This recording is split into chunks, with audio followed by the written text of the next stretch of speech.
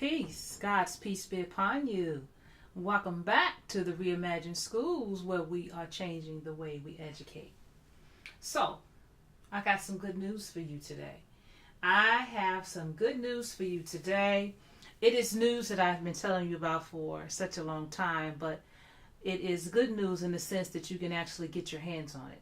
So you remember I have been talking for quite a while now about the discipline disparities between black students and their peers, and how black students are more harshly punished often for the same incidents than their white peers. So if you've been following the news, and I do hope you really are following what's going on in education as it relates to the achievement gap, as it relates to the education of black students, and as it relates to the progress that is being made in urban education, it's very important that you do so. Anyway, if you have been following the news, then you do know that all of the major news organizations and newspapers have been talking about and reporting on the accountability, the U.S. government accountability office's report that they released a few days ago that talks about the discipline disparities between black students and their peers. This is a major report by the U.S. Government Accountability Office, and it is a report that the summation of it, or the summary of it, is that black students, boys, and students with disabilities were disproportionately disciplined with suspensions and expulsions in K through 12 public schools. And that's according to this U.S. Government Accountability Office's analysis of the Department of Education's National Civil Rights data for the school year 2013 to 2014, which is the most recent year that's available. This report found that these disparities were widespread and they persisted regardless of the type of disciplinary action, the level of school poverty, or the type of public school attended. For example, black students accounted for 15.5% of all public school students in the 2013-2014 school year, but represented about 39% of students suspended from school, which is an overrepresentation of about 23 percentage points. And of course, they have figures. They have lots of figures and lots of information.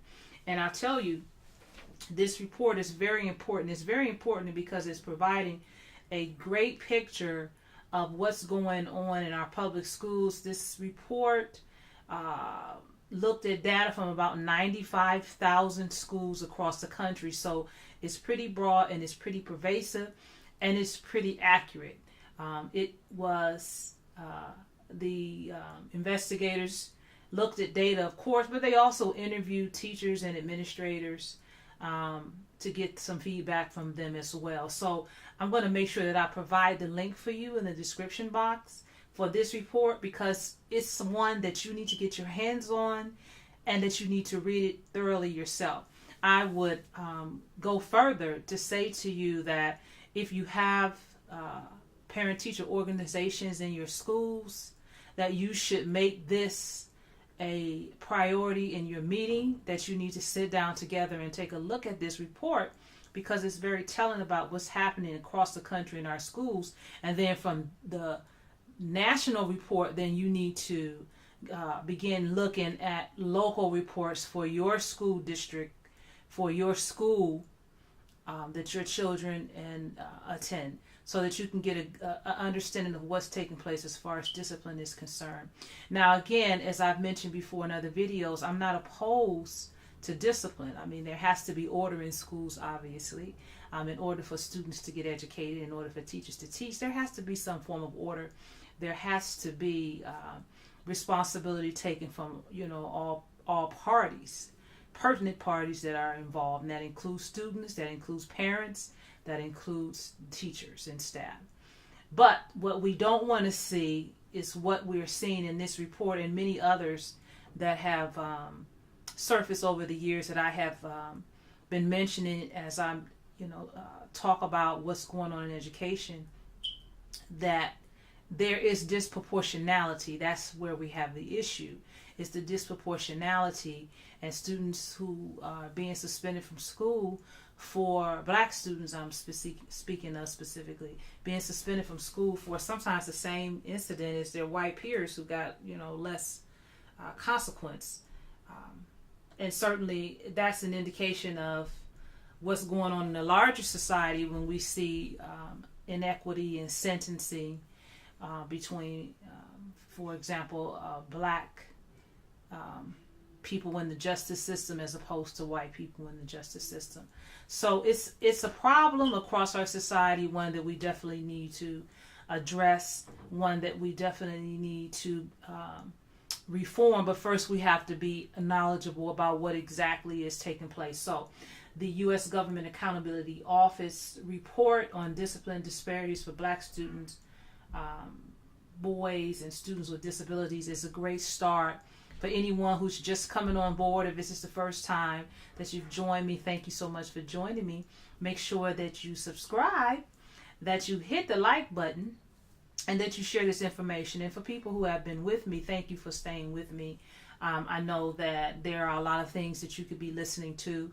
There are a lot of things that can grab your attention, but I hope that this grabs your attention because of how important it is to the development of our students. So I am going to provide a link to the report. The report is about 98 pages, but again, it's something that you really need to sit down and sift through to understand and get a good grasp, of what's going on in terms of discipline in our country as it relates to black students, boys, and students with disability who it appears are experiencing disproportionality and consequences. I also want to remind you that this topic is important because, as I discussed in the last video and as I discussed in my last post to my blog, that the Secretary of Education, Betsy DeVos, and the Trump administration are considering rolling back the 2014 guidelines for discipline that were instituted by the Obama administration, which were designed to reduce these levels of disproportionality and inequity in discipline.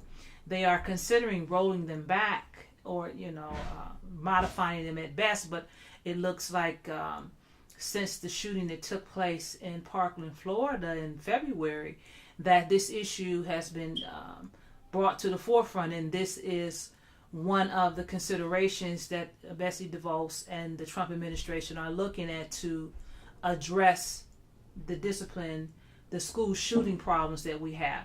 But the problem is, as I have, outlined, very well in other areas and other topics and other videos and blogs, is that it is a concern with how the rollback of those 2014 discipline guidelines will impact African American, black students.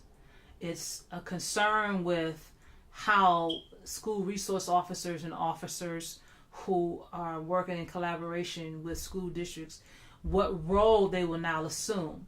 We do know that we have instances of our students who are engaging with the police. Oftentimes they end up more actively engaged in the criminal justice system than what they would be if there were no school resource officers on campus. We don't want to see police officers disciplining students. That is not their role. That is not their responsibility.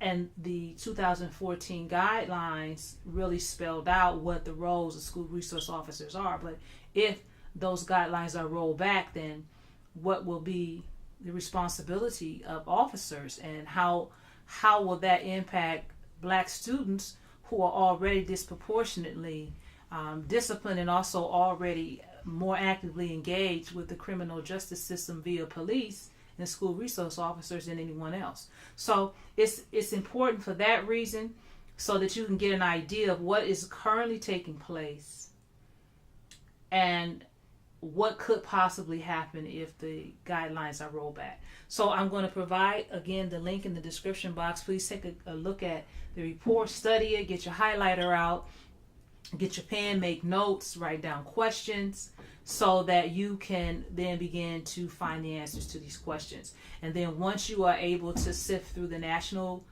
report, then you need to begin looking at your local school district. Remember that I told you that discipline reports are available, should be available at your state Department of Education, because school districts have to report their discipline data annually to the Department of Education. At least that's my understanding. And those reports are public. And if you need, assistance in trying to locate those, then you should reach out to your Department of Education, and they should be able to help you. Okay. I do hope that you find this information useful. It is absolutely useful in understanding what is occurring in our schools as it relates to discipline with our Black students. We do know that, if there becomes a habit of students being put out of school through suspension and expulsion, that is going to negatively impact their future.